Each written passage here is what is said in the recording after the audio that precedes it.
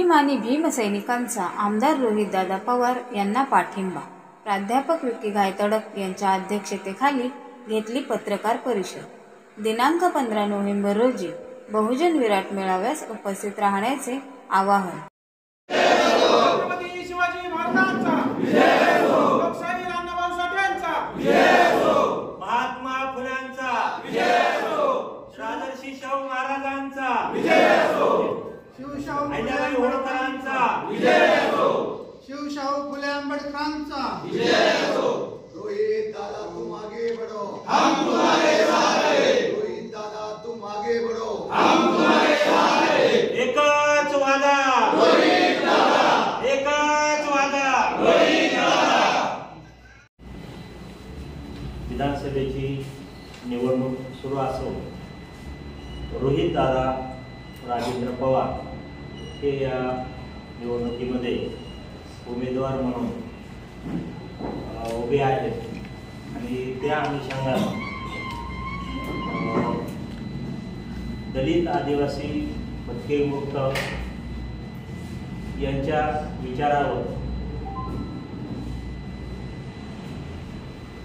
पक्षामध्ये मोठ्या प्रमाणावरती उद्दिष्टाची पूर्तता करण्यात आलेली।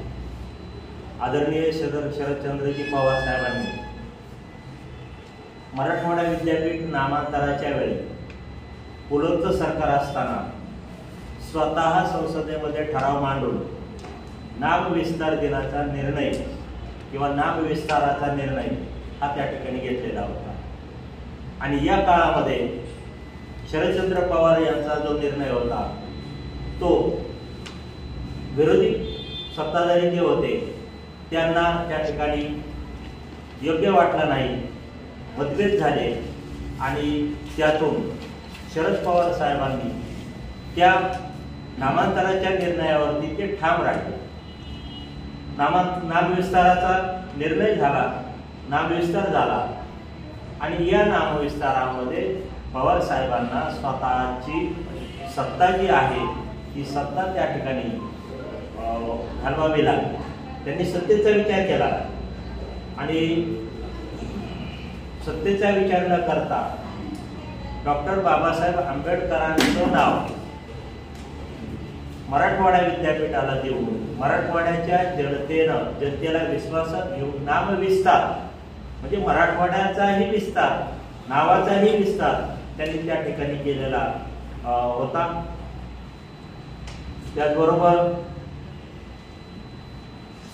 संविधान जे आहे त्या संविधानामध्ये अनुच्छेद 15 आणि 16 मध्ये जे मूलभूत हक्क आणि अधिकार नागरिक म्हणून दिलेले आहेत त्याची अंमलबजावणी पवार साहेबांच्या सत्तेमध्ये मोठ्या प्रमाणावरती झाली। गोरगरीब जनतेला न्याय मिळालेला आहे। जाती धर्माचं या ठिकाणी कसलंही राजकारण केलं गेलं नाही। सर्व धर्माला विश्वासात घेऊन सर्व जाती धर्माचा विकास करण्याचा प्रयत्न हा मोठ्या प्रमाणावरती पवार साहेबांच्या सत्तेच्या काळामध्ये झालेला आहे। आणि या अनुषंगानं आज ही पत्रकार परिषद आपण या ठिकाणी घेत आहोत आणि या पत्रकार परिषदेच्या माध्यमातून दलित समाजाच्या संदर्भामध्ये असणारी जी भूमिका आहे ती भूमिका या ठिकाणी आम्ही सर्वजण मांडण्याचा प्रयत्न करत आहोत। बहुजन मेळावा आमचा आयोजित केलेला आणि हा बहुजन मेळाव्यामध्ये जे छोटे घटक आहेत SC ST OBC जे आहे VJNT आहे प्रामुख्याने त्यांचं समर्थन जे आहे ते आमदार रोहितदादा पवार यांना मिळवण्यासाठी हा मेळावा। त्या मेळाव्याच्या निमित्तानं दरवर्षी मागच्या वर्षी सुद्धा अशा पद्धतीची पत्रकार परिषद झाली होती आणि लोकांचा कल कोणत्या बाजूने आहे तो ठरवण्यासाठी ही पत्रकार परिषद आहे।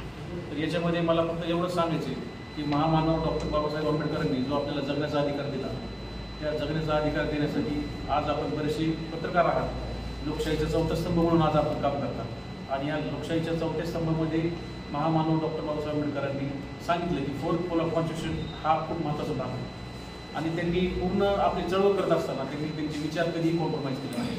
छोट्या साध्या भाषेत सांगायचं म्हटलं ज्यावेळी धर्मांतराची वेळ आली त्यावेळेस अनेक गुरु महागुरु प्रत्येक धर्माचे महामानव डॉक्टर बाबासाहेब आंबेडकरांना मिळाले आणि त्यांनी सांगितले की आमच्या धर्माला भेट द्या, आमच्या धर्मामध्ये प्रवेश करा. विविध प्रकारची पाकिटं देण्यात आली, एवढे पैसे घ्या, करोड रुपये त्यांना देण्यात आले. परंतु त्यांनी ते स्वीकारले नाही. त्यांनी सांगितलं पैसे घेऊन मोठा झाला माझ्या या समाजाचं काय करायचं. त्याच्यामुळं तो विचार जगणं खूप गरजेचं आहे. मुस्लिम दलित हा प्रत्येक बघितलं असेल RSS आणि BJPने प्रत्येक वेळेस त्यांचं म्हणजे शोषण करण्याचं काम केलं आणि आता लाली काउंटर लावण्यासाठी मोठ्या मोठ्या योजना काढून असं दाखवत आहे की आम्ही खूप जवळ आहोत. खरं तर गाव कसं बाहेर टाकण्याचं काम हे BJPने आम्हाला केलं होतं. मनुस्मृतीचे दहन केलं महामानव डॉक्टर बाबासाहेब आंबेडकरांनी. त्याचंच कारण होतं की छत्रपती शिवाजी महाराजांचा राज्याभिषेक ह्या मनुस्मृतीने नाकारला होता आणि त्याच्यामुळं महामानव डॉक्टर बाबासाहेब आंबेडकरांनी मनुस्मृती दहन केलं आणि दहन केल्यानंतर सांगितलं की हे छत्रपती शिवाजी महाराज आम्ही तुमचा जो झालेला बदला आहे तो आम्ही घेतोय आणि मनुस्मृती दहन करतोय. आता पुन्हा एकदा आपल्याला लोकशाहीच्या माध्यमातून हे मनुस्मृतीचं दहन करावं लागेल आणि ते म्हणजे आपल्याला हे बटन दाबून ते बटन आपल्या विचाराचं पाहिजे आणि तो विचार सन्माननीय रोहितदादा पवार यांच्याकडे आहे, राष्ट्रवादी काँग्रेस पक्षाकडे आहे. किती बेडकं कुठेही उड्या मारत असतील पैशासाठी तर हा फक्त पैशाचा केविलवाना प्रयोग आहे असं मला असं वाटतं. परंतु सर्व समाज जो आहे आज प्रत्येक तालुक्यातून एक प्रतिनिधी आम्ही मुद्दामून बोलवलो आहे की वो प्रत्येक दलित समाजाचा बहुजन समाजाचा एक प्रतिनिधी बोलत आहोत आणि त्याच्या माध्यमातून आम्ही पाठिंबा देण्याचा प्रयत्न करत आहोत. तुम्हाला याच्याहून एक मोठा रेकॉर्ड ब्रेक जो आहे 15 तारखेला मेळाव्यामध्ये दिसेलच की कशा पद्धतीचं स्वरूप आहे. या ठिकाणी मतदारसंघामध्ये आमदार रोहित पवार यांनाच तुमचा पाठिंबा देण्याचे प्रमुख कारण काय? प्रमुख कारण आहे स्वाभिमान आणि विचार. कामाबद्दल विकासाबद्दल सगळ्यात महत्वाचं कारण आहे स्वाभिमान आणि दुसरा आहे विचार. सेक्युलर जो विचार जो आहे तो सन्माननीय आमदार रोहित पवारांकडेच आहे. सरांनी आता सांगितलं की नामांतराचा लढा एवढा मोठा झाला, पूर्ण महाराष्ट्र त्याच्यामध्ये पेटला होता. पवार साहेबांनी त्याचा कसलाही विचार नाही केला आणि तो निर्णय घेतला, कडक निर्णय घेतला.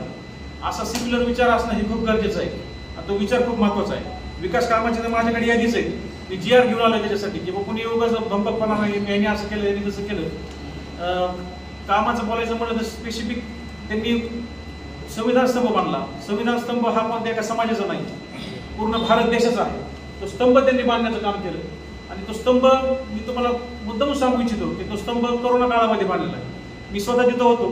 तिथं काही थोडं जरा भांडणाचं वातावरण होतं. आम्ही तिथे सोमकट्टी PA होते, त्याच्याबरोबर थोडं आमचं हे होऊन थोडं तिथलं स्थानिकांवर हे होऊन आम्ही तिथं पहिलं सर्कल काढलं आणि स्तंभ कोरोना काळामध्ये मास्क बांधून तिथं लोकांची सोय जेवणाची सोय नव्हती. अशा परिस्थितीमध्ये 12 दिवसामध्ये 12 दिवसामध्ये संविधान स्तंभ बांधला. तर अण्णाभाऊ साठे यांच्या वाटेगावच्या जे राहत्या घरासाठी दादांनी स्वखर्चातून दादांच्या 15 लाख रुपये निधी दिला, त्याबद्दल दादांचे आभार मानतो. आणि आतापर्यंत बरेच मंत्री बरेच सगळे नेते मंडळी अण्णाभाऊ साठेंच्या गावी गेले, परंतु कुणीही अण्णाभाऊ साठेंच्या घराचा किंवा वारसदारांचा कोणीही विचार केला नाही.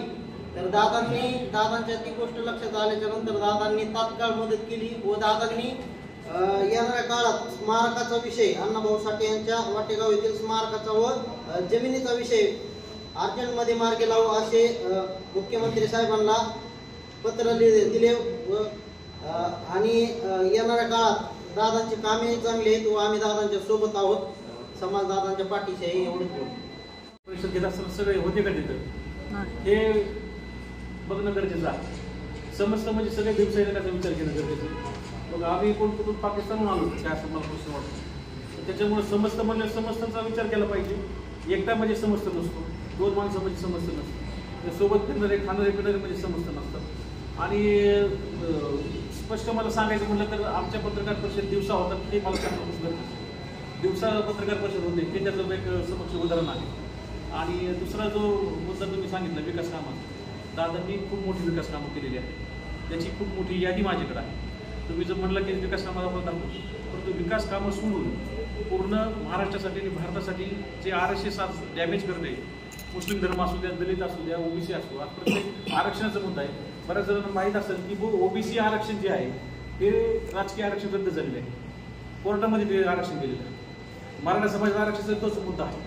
आणि SC STचं आरक्षण तुम्हाला माहीत नसेल की आता कोर्टात जजमेंट दिलं होतं की त्याची कॅटेगरी वाईज त्याचं फोड करावी. म्हणजे तुम्हाला मणिपूरसारखं वातावरण पेटायचं त्या भारतामध्ये अशी परिस्थिती झालेली आहे. ही परिस्थिती जर तुम्हाला सुधारायची असेल माणसाला माणूस म्हणून जगण्याचा अधिकार जर मिळायचा असेल तर त्याला वेगळ्या विचारधारेवर मतदान करणं गरजेचं आहे. या विकासाच्या पलीकडे जाऊन सुद्धा आपल्याला विचार करणं गरजेचं आहे. विकास तर होणारच आहे. दादांनी फक्त मतदारसंघापुरता विकास केला नाही. आमचं मातंग बांधव आहे, ते स्वतः गेले होते पाटेगावला. अण्णाभाऊ साठेंचं राहत्या घरासाठी त्यांनी स्वतः निधी दिला आणि त्यांनी कधी म्हणले नाही की मी निधी दिलाय म्हणून. समाज बांधवांनी आमच्या त्यांच्या ज्या सुनबाई आहेत त्यांच्याकडे निधी दिला आणि तुमच्या पद्धतीने काय लागेल की मदत करेल. त्यांनी कधी त्याचा बोर्ड नाही, कुठं फ्लॅक्स नाही. समाज बांधवांना त्यांनी बोलवलं. मला ते सुद्धा मला आज कळालं. ते सांगतील पद्धतीने की काय करायचं ते. म्हणजे मतदारसंघ सोडून सुद्धा त्यांची खूप मोठे काम आहेत पक्षाचे. हे मला सांगू. एकमेव मुद्दा असा आहे की आतापर्यंत संविधानाचा विचार जे करतात प्रत्येक वेळेस भाजप सरकार म्हणतं की संविधान असं.